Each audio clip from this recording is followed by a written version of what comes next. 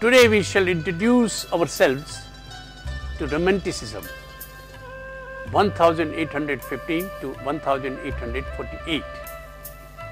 The objectives of this module are: appreciate the reasons and meaning of Romanticism, understand the various aspects of Romanticism, look at the basic characteristics of each component. The components are: introduction, characteristics, comparison between styles, Germany and Romanticism, Romanticism in literature, and we shall also discuss Romanticism and music. Romanticism is a movement of 18th and 19th centuries that marked the reaction in literature, philosophy, art, religion and politics from the neoclassicism and formal orthodoxy of preceding period. Beginning in Germany and England in the 1770s, by the 1820s it had swept through Europe, conquering at last even its most stubborn foe, the French. It travelled quickly to Western Hemisphere, and its musical form has traveled around the globe, so that from London to Boston to Mexico City to Tokyo to Vladivostok to Oslo. The most popular orchestral music in the world is that of Romantic era. After almost a century of being attacked by the academic and professional world of Western formal concert music, the style has reasserted itself as neo-romanticism in the concert halls. When John Williams created the sound of the future in Star Wars, it was the sound of 19th century Romanticism. Still, the most popular style for epic film soundtracks. It redefined the fundamental ways in which people in the Western cultures thought about themselves, their world, the role of spirit, soul, instinct and rebellion against established social rules and scientific approach to much human dilemmas. It emphasizes feelings, sensitivity, passion, emotion and imagination as sources of knowledge. The movement also placed great value on the beauty of nature and the wilderness, and often stressed a feeling of nostalgia for a bygone past, glorifying the medieval period and folk culture. In other words, it emphasized on the following: imagination, intuition, realism, inspiration, individuality. It can also be seen as rejection of the precepts of order, calm, harmony, balance, idealization and rationality that typified classicism in general and late 18th century neoclassicism in particular. It was also to some extent a reaction against the Enlightenment and against 18th century rationalism and physical materialism in general. Romanticism emphasized the individual, the subjective, the rational, the imaginative, the personal, the spontaneous, the emotional, the visionary and the transcendental.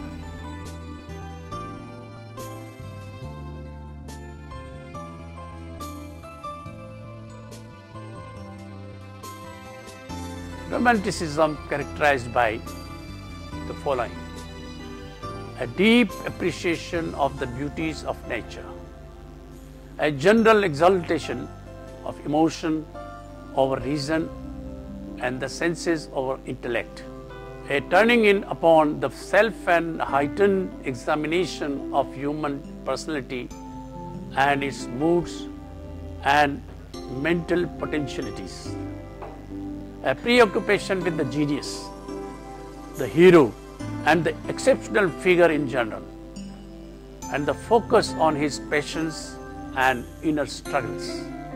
Individualism, the worth, value and potential of inner self, essentially to democratic equality. A new view of artist as a supremely individual creator, whose creative spirit is more important than strict adherence to formal rules and traditional procedures. An emphasis upon imagination as a gateway to transcendent experience and spiritual truth. An obsessive interest in folk culture, rational and ethnic cultural origins, and the medieval era. A predilection for the exotic, the remote, the mysterious, the weird, the occult, the monstrous, the diseased, and even satanic. Exaltation of common people, possibility of higher purposes for all people. Common feeling or sentiments can be valued and refined as presence of divine or more than human feeling, or emotion more important than logic or experience. Anything you want you can have if you only want it enough. Quest for something greater, desire and loss, plus romance narrative, nostalgia, utopian thought, desire for a perfect community, escapism, disdain for human society beyond the sentimental range of the individual and the family. Though sometimes the narration or a people is romanticized. The romantic period has passed, but its style and values still thrive today in popular forms and familiar attitudes, e.g. belief in children's innocence and wisdom, youth as golden age, adulthood as corruption and betrayal, nature as beauty and truth, especially as the sublime. Heroic individualism, the individual separate from the masses, characters as symbolic types, desire or will as personal motivation, feeling and emotions take priority over logic and facts. Nostalgia for the past, common people idealize as dependable source of true common sense, idealized or abstract setting. The Gothic as nightmare world of intense emotions. The romantic age of evolution may also refer to liberating changes in the arts, in literature for instance, increasing use of everyday language, free verse, appeals to the common human feelings or emotions, and profound social and cultural changes that radically transformed everyday life.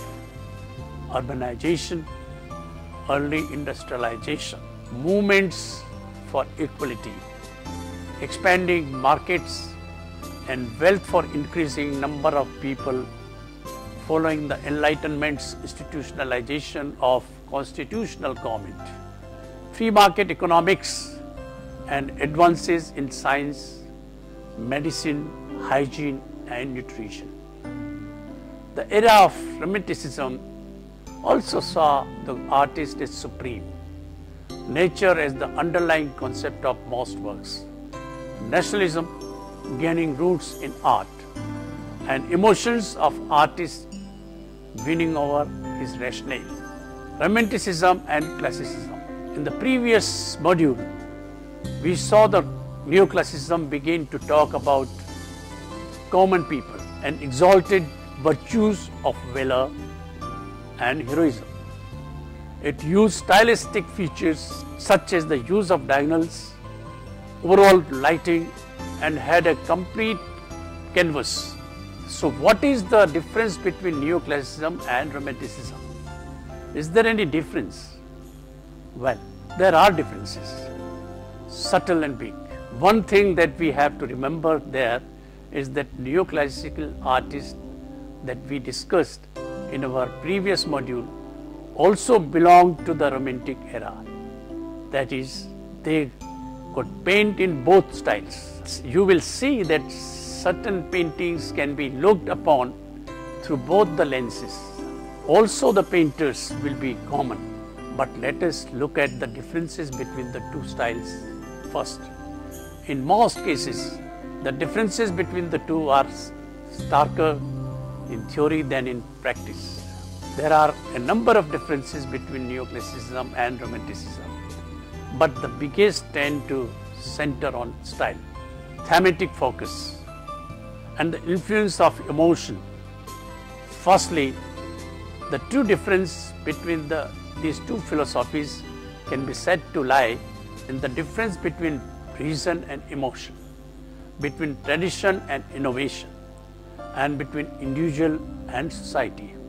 The individual is the focus of both the styles, but essential difference is that of individual is great and can be controlled. Romanticism showed the individual as enjoying nature, getting inspired by it, and his passionate emotions are of importance rather than heroism and valor. Another area in which the two styles diverge is Romanticism's focus on emotion and sentiment rather than reason. It might be safe to say that these two movements are like the two sides of the same coin.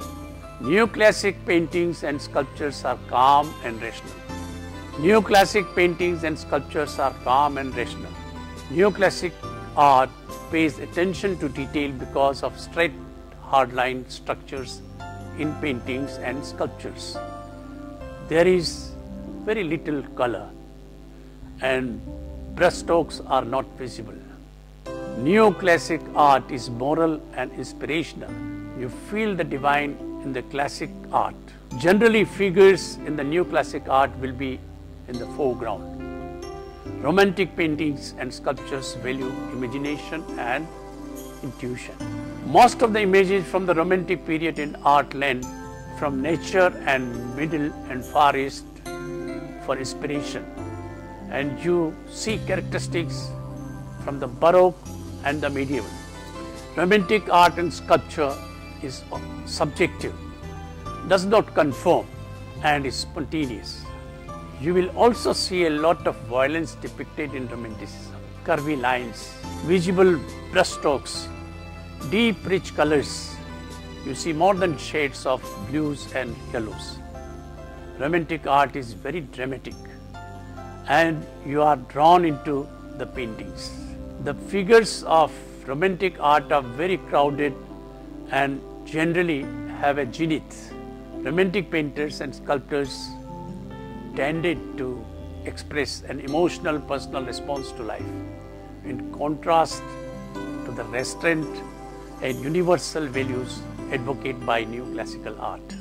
Romantic art did not displace the neoclassical style, but rather functioned as a counterbalance to the latter's severity and rigidity. Although Romanticism declined about 1830, its influence continued long after.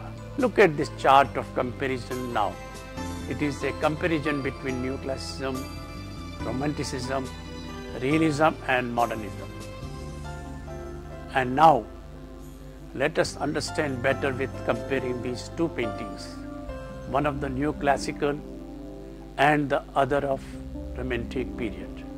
In this figure, this quintessential neoclassical painting was inspired by the 17th century drama Horace, a Roman hero, and goes back to Roman history with morality tales. The three sons of Horace are pledging an oath to the state, symbolic of the men's historic willingness to sacrifice themselves for the state, with the women's emotional commitment to family ties. The sword is the vanishing point, which is very symbolic. Also, the composition is a classic pyramid, divided into three compartments. The women are shown weak and the children are frightened. The painting was a royal commission, and during the ages of reason, the world could be known through study, and a painter could paint a rational painting that could change the world. In this figure, the romantic painting chronicles Napoleon's military campaigns. Romanticism is seen in the use of elements such as dramatic, lighting, emotionally stimulating elements. Main action is meant to incite veneration, not republican values. At the center of a small group of soldiers and a doctor, Napoleon calmly reaches towards the source of one of the victims. The image of Christ-like figure healing the sick with his touch, consciously intended to promote him as semi-divine. Also, this painting is an idealized account of an actual incident, much like Napoleon crossing the Alps. In the module 23, the arches here are inspired by the previous paintings. Germany and Romanticism. The movement began in Germany, where it was motivated largely by sense of world weariness, a feeling of isolation, and a yearning for nature. Later, romantic tendencies also appeared in English and French painting.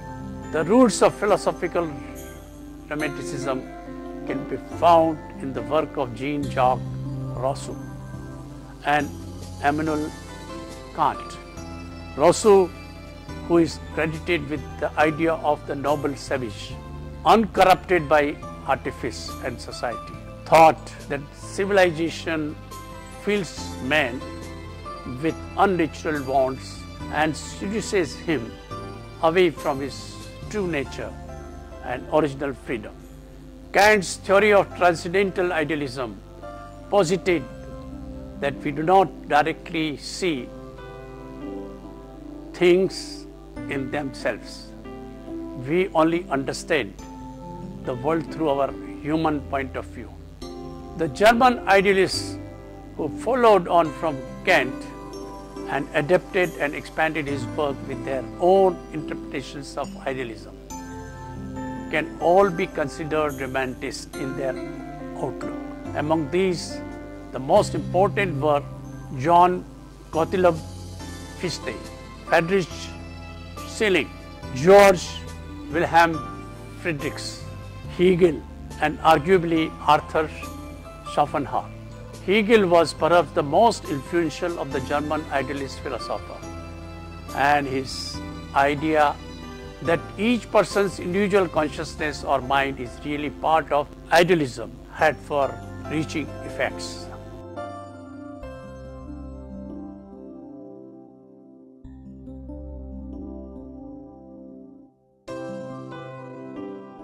In German art, Friedrich Schinkel, Gothic Cathedral by the Water, 1813, Gothic church on a cliff by the sea, and the medieval city of River show a cathedral on the apex of a hill, high above a town, a spiritual destination to which town dwellers must climb as if on a pilgrimage.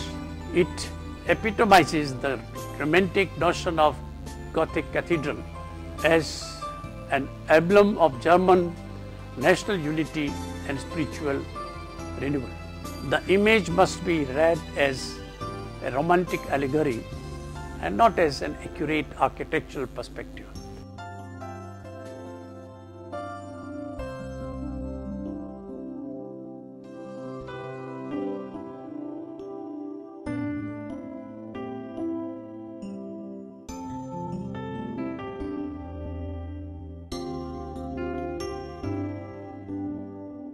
The preferred genre among Romanticists was landscape painting.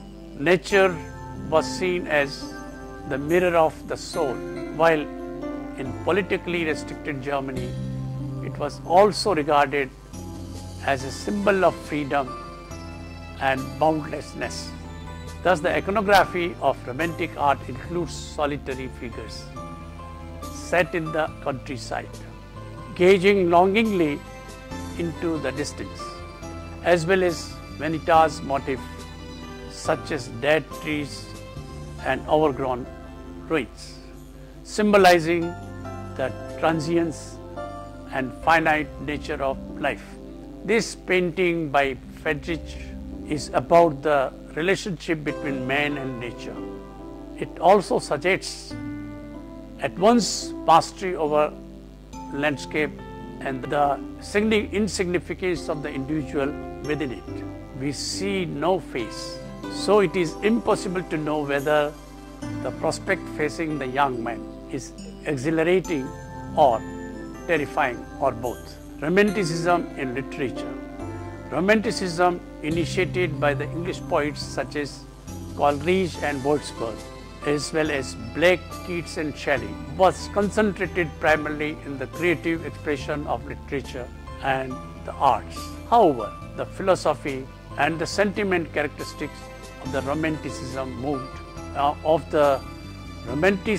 movements would spread throughout the Europe and would ultimately impact not only the arts and humanities, but the society at large, permanently changing the ways in which human emotions, relationships, and institutions were viewed, understood, and artistically and otherwise reflected.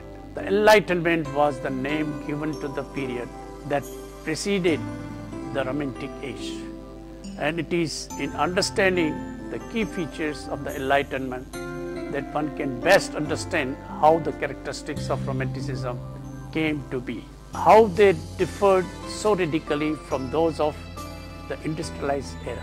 The Enlightenment had developed and championed logic and reason above all other qualities, and there was little room in this worldview for the emotion-based nature and would define Romanticism.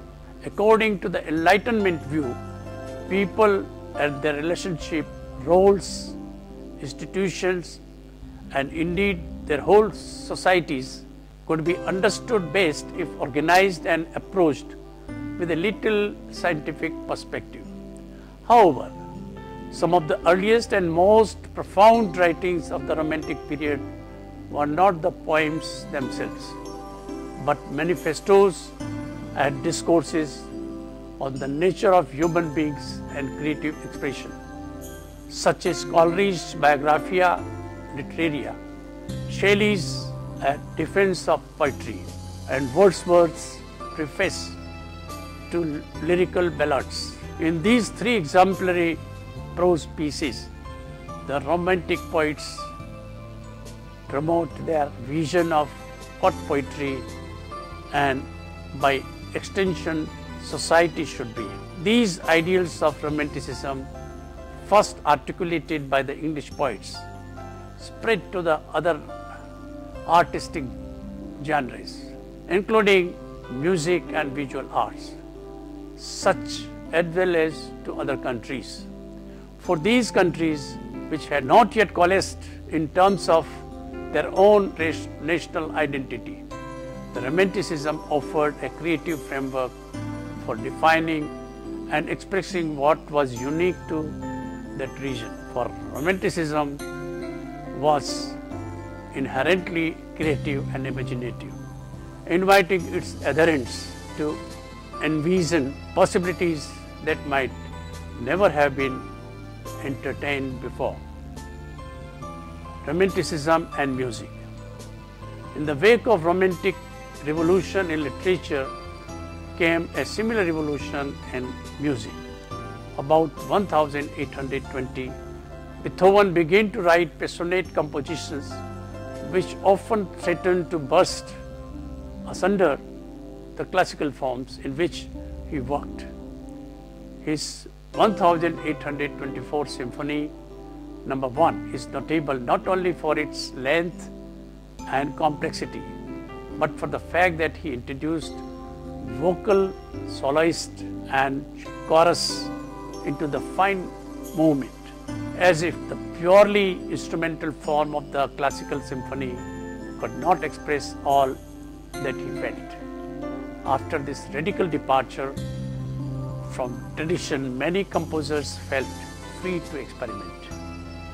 Beethoven is also significant in the history of music for being the first composer to earn his living directly from his own work without being subsidized by a church or aristocrat.